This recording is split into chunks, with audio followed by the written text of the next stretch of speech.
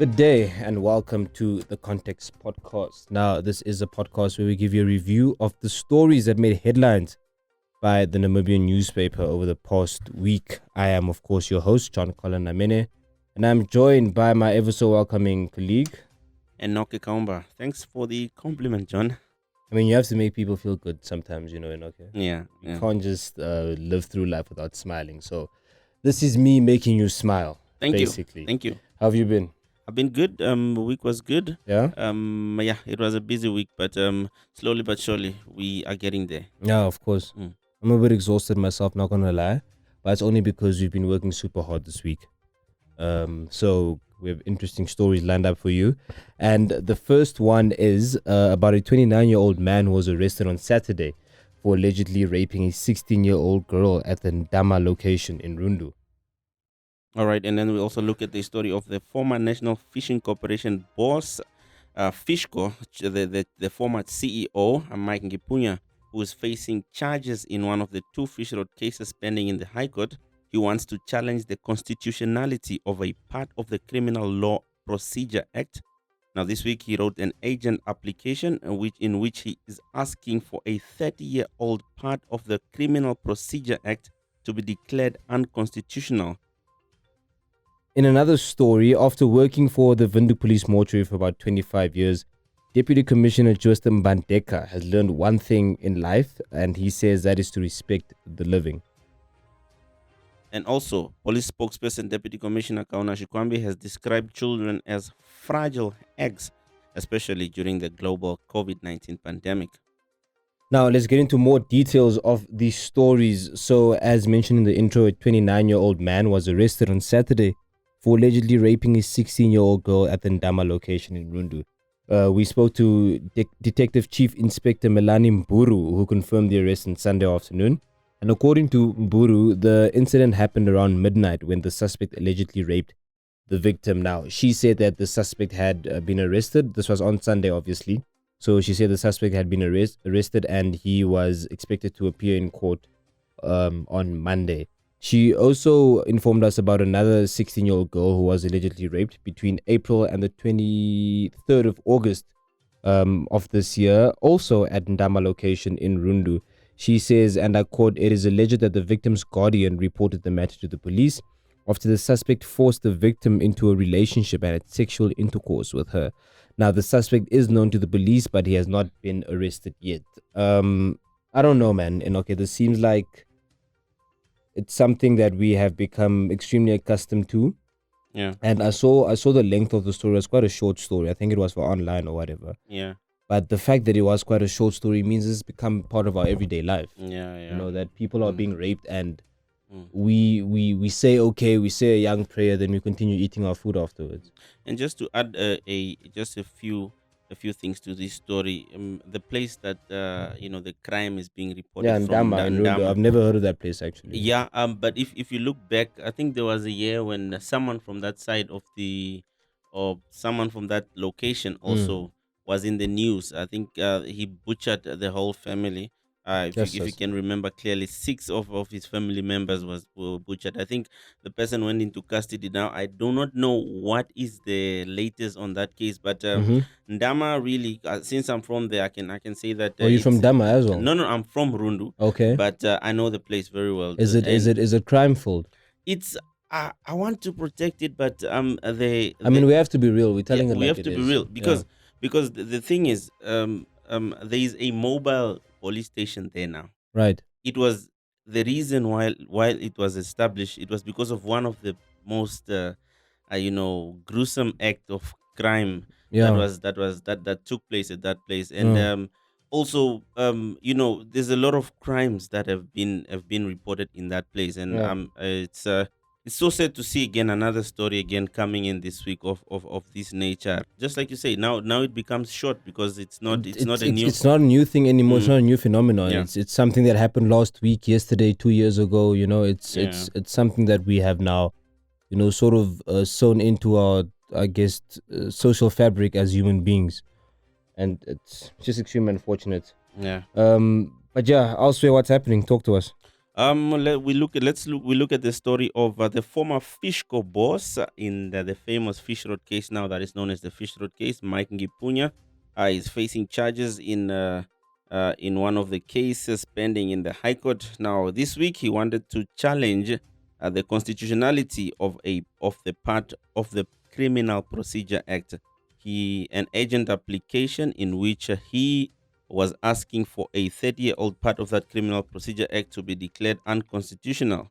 Now, he filed this at the Windhoek High Court by his lawyer, Milton Engelbert, on Friday. Now, in the application, Nghipunya was asking the court to declare that the part of that act, which is Section 61, which allows Namibian courts to refuse bail to arrested people if it considers that to be in the interest of the public, of the administration, justice is unconstitutional.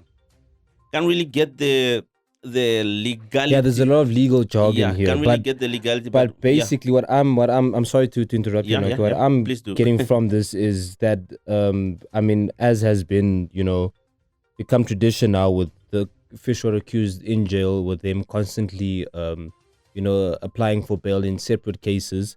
And now with Nghipunya doing this, it's I don't know if it's undermining or just a level of arrogance, but particularly towards state organs, or perhaps even using state organs to advance their positions and their stances, and to sort of quote unquote defend themselves, but with the use of state organs, which I think is somewhat it's spitting in people's faces, really, because I mean, initially they used state organs to steal from the country anyway. Oh, yeah. So now the fact that they sort of want to manipulate and use state organs to further advance their quote-unquote innocence. So it's disrespectful. So what are we get? So what is basically from the little legal knowledge that we have? So what is happening here is that he was challenging the fact that the court hasn't been granting him bail. Yeah. Is unconstitutional. What? Yeah. Oh, yeah, basically. Interesting story. This one, I checked it, and it was a very interesting story. I mean, I want the case to start already, starting in November, right? Starting in November. Yeah, man. This is, we need to be watching. I don't know if it's going to be on TV, but we need. I really hope it's giving me shades of the O.J. Simpson case, and the Oscar Pistorius case. You know how the entire world was sort of hooked onto those cases. I think I'll be hooked onto this every day. I think it will. That TV we have in the newsroom. I think. I think that will that will have this also. Exactly, definitely. But CJ, I don't think really. I mean, one would say that they are trying to just also exercise their rights. I mean, they are also well-read people. I mean, the former Minister of Justice is a well-read person. I mean, although he's not in this story, but they're just trying to. I think one would say they're just trying to exercise their knowledge. No, definitely not even exercising knowledge. They're exercising their constitutional right.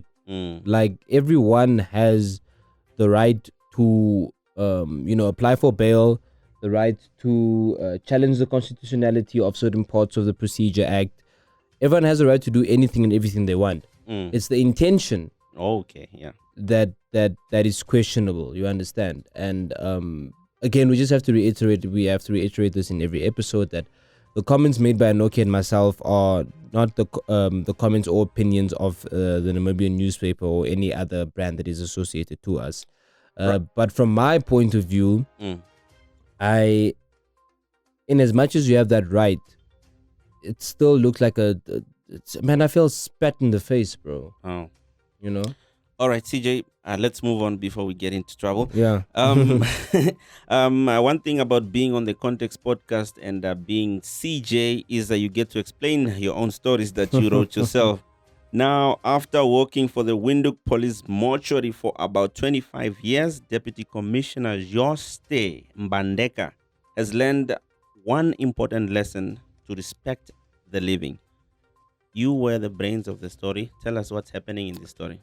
Well, yeah, I was the brains of the story. It is, I don't want to call it my brainchild, because I was assigned to it by the editors, and I also finished it with the assistance of the editors. So it was It's basically a team project. I mean, behind the byline, there are many other names that should be there as well on the front page. Yeah. But we basically just went to go look into the mortuary, sort of have a day by day, step by step analysis of what it is they actually do. How COVID-19 has affected them, obviously. And I use this specific lead about Bandeka having to respect people because the juxtaposition was just great. I mean, he works with dead bodies, but he respects the living. Oh. I think it was a beautiful play on words on his position, obviously, as well, Okay. as somebody who works with dead people. Mm. And it was just interesting to really see what it is that they do. I mean, the one girl there, Emily Constantine from the Ministry of Health, I think she's an infection Expert. not infection expert, infection control sort of expert, right? She was telling me that when she got there in July, because they were overwhelmed with the third wave, bodies were lying on the floor. There was hardly space to move around. But then with the assistance of certain ministries and Trustco, they were donated 2 more containers, to store bodies and all of that. But I think the story of Inspector Mbandeka was very, very interesting. I mean, he's been working there for over 25 years, and he's seen close to almost every case. He was talking to us about how people how employees there go testify at court, if they have to, which is an interesting element as well. He was talking about how he instills respect and sort of motivation into his employees. He was talking about the stigma that he faces every now and then, and yet he's still there at the police mortuary 25 years later. Interesting. Good work, man. But one thing I would like to know is, did you get the feel the COVID overwhelm? How did COVID affect them? Well, he says, Mbandeka says that there was a fear, a certain level of fear among his employees, but he is surprised, and so am I, that nobody put in a request to leave the mortuary. Because their only fear was that they have to work with a positive body, a COVID-19 positive body, which in case they did, obviously. And he told me that at a certain point, especially during the peak of the third wave, his employees told him that out of 7 bodies, there was only 1 negative COVID-19 body, which means they were all positive. But they haven't reported any COVID-19 positive case in terms of employees at the Rundu Police Mortuary. So it was quite overwhelming, obviously. But he says they eventually got used to it. Now they are assisted by the NDF and members of the COVID-19 team, who now conduct autopsies on COVID-19 positive bodies and all of that. But obviously it is impossible sometimes to tell whether somebody died of COVID-19 complications or not. And by the time they do find out, it would have been too late because the people at the mortuary would have touched the bodies already. So that's why they're dressed in PPEs, whether it's for COVID-19 positive bodies or not. Yeah. All right. Let's move on to our last story. So this is a story of children or school kids who are being described, quote unquote, fragile by the National Police spokesperson, Deputy Commissioner Kauna Shikwambi. Now, she was referring to a police statistic indicating that 11 children in Namibia between the age of 10 and 17 years have taken their lives between January and 18 August this year. Now, this story was done by Sophie Tendane. We spoke to her. This is what she had to say. The story that I wrote, it's mostly on the COVID-19 and the effect it has on the young people. As we all know, COVID-19 and the whole pandemic at large, causes anxiety, mental health disorder, and stress. And these are the things that can lead to depression. So I thought to myself, maybe I should come up with an idea to see how many young people are actually going through these things, especially now at this, COVID-19, where COVID-19 is actually increasing. Or I decided now to work on the whole COVID-19 and the effect it has on mental health among the youth. While I was doing my research, I spoke to a few psychologists, and they are all saying that we young people, we actually don't want to speak up. Only few young people seek for mental health, like mental health assistance. So, and during this time of COVID, this is a time you need somebody to talk to, somebody to share, however you are feeling with, because we COVID-19 has already given us that platform of social distancing, or what is this, being quarantined, not socializing with other people, which does not give young people a chance to share how they are feeling. So and also during COVID-19, there's a time where young people, some of them lost their primary caregivers, so now they are having that thoughts such as, who is gonna look after me, who is gonna do this for me. So with such thoughts, with such thoughts, they end up committing suicide, because they feel that the world is ending, there's nobody to look after them and all that. I spoke to the deputy commissioner, Kauna Shikwambi. She referred to young kids or youth as fragile eggs, especially during this time, this pandemic, that youth should be handled with care, because they're like fragile eggs, and if not, we are going to lose them. Yeah. So, and also according to the statistic that I got from her, it shows that from the period of January to August this year, 11 children from the age of 10 to 17 have committed suicide, which is actually scary. So, among these kids that committed suicide, 8 of them were boys, and 3 of them were girls. I feel like, some of the COVID-19 rules, such as social distancing, has forced young ones to spend most of their time with family members, and some of the family members can be abusive, or they are even forced now to stay in dysfunctional house, unlike back then when they used to stay there to spend most of their time at school with friends and all that. COVID-19, all these limitations that comes with COVID-19 has really caused young people to be hopeless, and they have lost the meaning of life. They don't go out anymore. They don't do whatever they used to do anymore. So, and it also caused them to be isolated. And if you are isolated, it's like the power of choice or power to say something is actually remote from you, because now it's like, who am I gonna talk to? Who should I talk to? Why do I say this and this?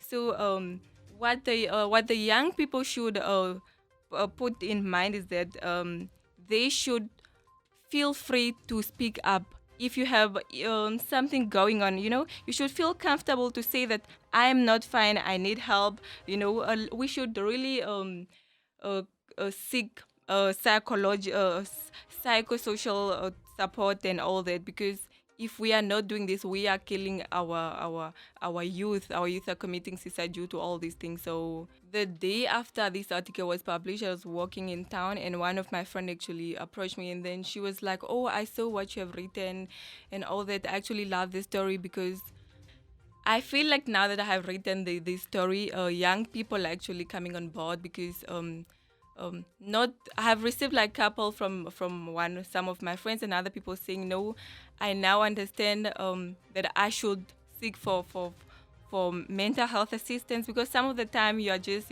caught up in your own feelings and you don't want to speak up because you feel like you'll be judged and all that. But that's actually not the case.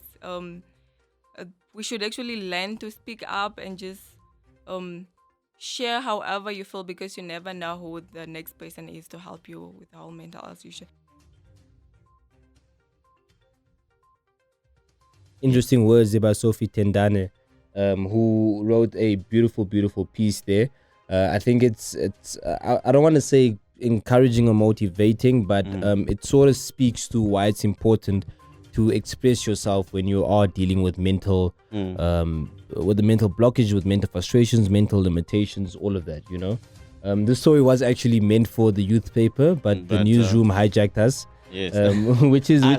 which is all fair and well. Yeah. It's a good story, but rightfully so. Rightfully so, exactly. It's well deserved.